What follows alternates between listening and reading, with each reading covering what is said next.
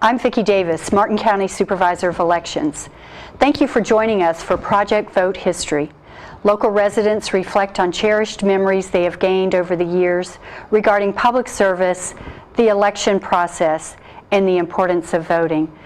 Joining me today, and I'm so excited, is Alice Lockard. Alice, you've been in the community for years. Since 72. You moved up from Miami. And married a local. Yes.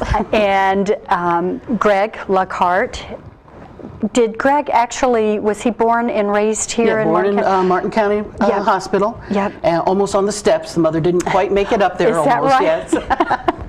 But yeah, I attended, and he was a class of 67. Yes, and I went to school with Greg. He was a few classes ahead of me, and then his sister Alicia was a class behind 71, me. Yeah. And her husband was Jerry Austin, also a native of the area. Exactly, native Martin County. And so I've always been interested in the Martin County history. I know, and being a social studies teacher for so many years here in Martin County. Stewart Middle School from 72 to 90. Yes, it was just a natural flux for you to move right into doing research, and share with us how you and Greg got started in researching the history and documenting it. It's so important. Well, we had seen there was a void in the county, that even the Stewart News did not have digital access to all of their, especially vintage newspapers, but it was microfilmed.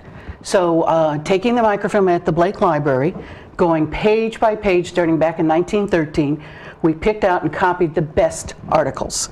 And then after printing them, then we transcribed them, which means typing them out. Yes. Between the two of us. I did most of it, but we had a little help here and there in some of the pages. So, but we literally have thousands and thousands and thousands of articles.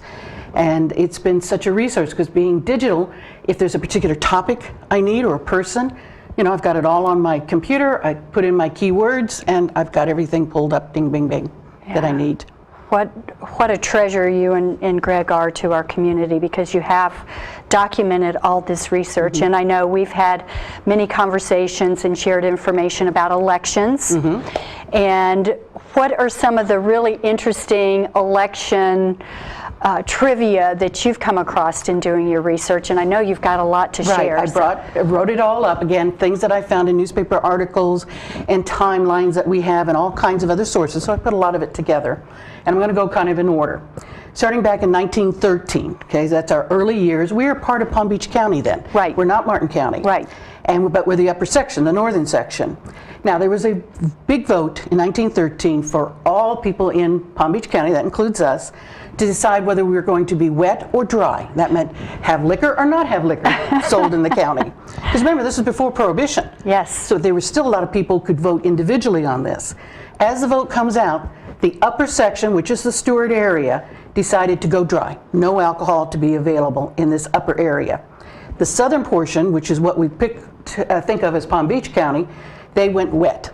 They voted to have alcohol. So it was decided on by district. District. It was a divided county, and the northern part, like us, were allowed to be dry, and the southern portion could be wet. So it was a split county. How interesting. 1913, long before Prohibition.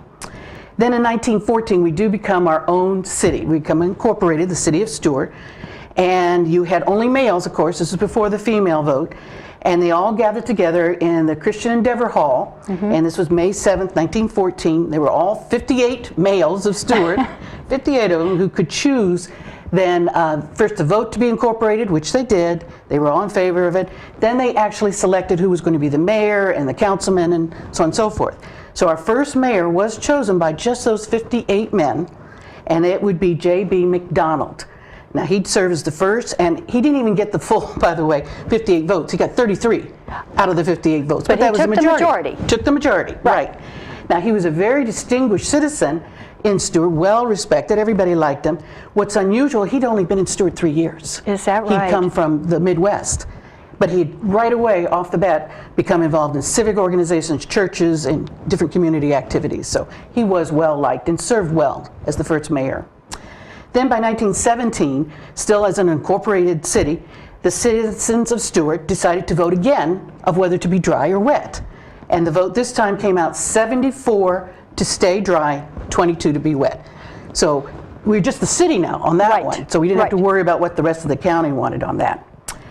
One of the interesting things is when there was a tie, our only tie in the city of Stuart for the mayor's race. And back then, that's what you did. You voted on the mayor. Now, of course, it's chosen differently now Right. in the city of Stuart. But in that race, the first and only tie was for the mayorship. It was January 10th, 1918. It was between George W. Parks, the one who owns the Park store, which is now the Stuart Heritage. Right, the feed store. Feed store, and Stanley Kitching. Well-known, both very well-known, had been here, you know, by 1918, had been over 20 years here. So both highly respected leaders of the community, business owners, and they both received the same exact number of votes. Oh. It was a tie. Okay, how did they And so break the the way tie? they resolved it, then they decided, let George serve as mayor first, George Parks, and then he'd serve for 2 years, and then 2 years after that, Kitching would serve. And they were agreeable, both of the gentlemen. Isn't that a great way to Yes, they solved it. Yes, they did. They didn't have to draw lots. No. They didn't have to. Both would serve, just 2 different times. Kitching would run again then, after he'd serving his 2 times, and he would win another election. So he actually served twice, whereas Parks served once. But everybody was happy with it. Sure. Then during also in the 1918 election, the male residents, and again, this is before women could vote, they voted against a city charter amendment. Okay, Okay. this was men that would not allow, this charter was supposed to allow women to vote.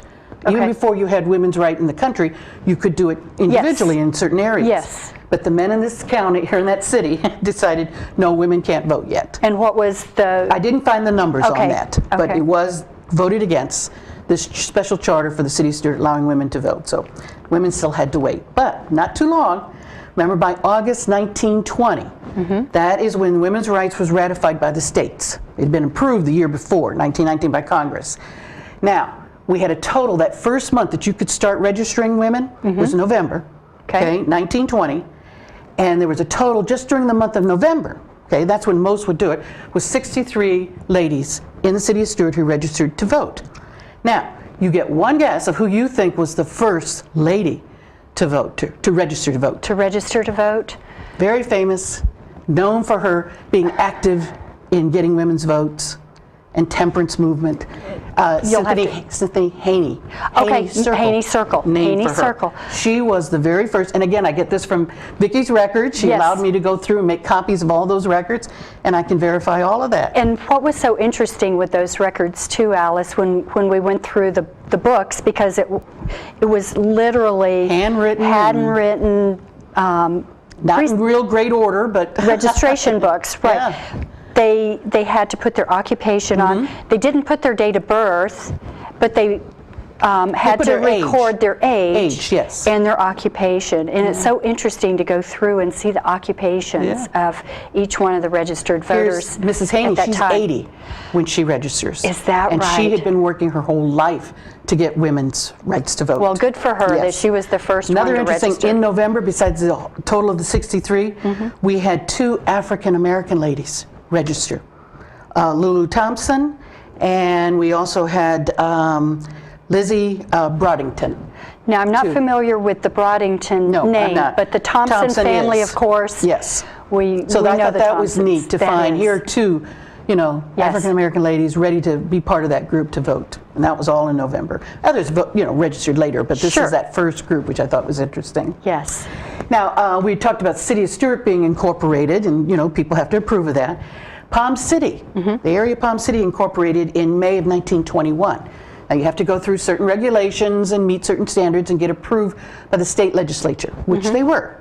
Now, unfortunately, then you go from 27 into the Great Depression. You still got to be able to collect taxes and maintain roads and things like that. Palm City wasn't able to do that. They lose their status as it incorporated in 37. Okay, so they were a city for what block of years? From Alice? 21 to 37. From 21 Yeah. to 37. Now, they want to become a city again. Yes. So it's the same process, but I think we have a Right. better chance at it this time. And maintaining. And maintaining it, right. Also, Jensen Beach during the 20s becomes their own city, again going through the same process. It's January 1926 that they incorporate, and it's Ernest Ricco of the Ricco and Sons Fishing Company up there in Jensen who becomes their first mayor by an election. And there was a total of 56 votes in that Jensen election. 56. 1926. Oh my goodness. And that way you have the women too, because it's, Right. you know, after that. Right. Now the city of Jensen ends, again, same reason, because of the Depression, May 1933.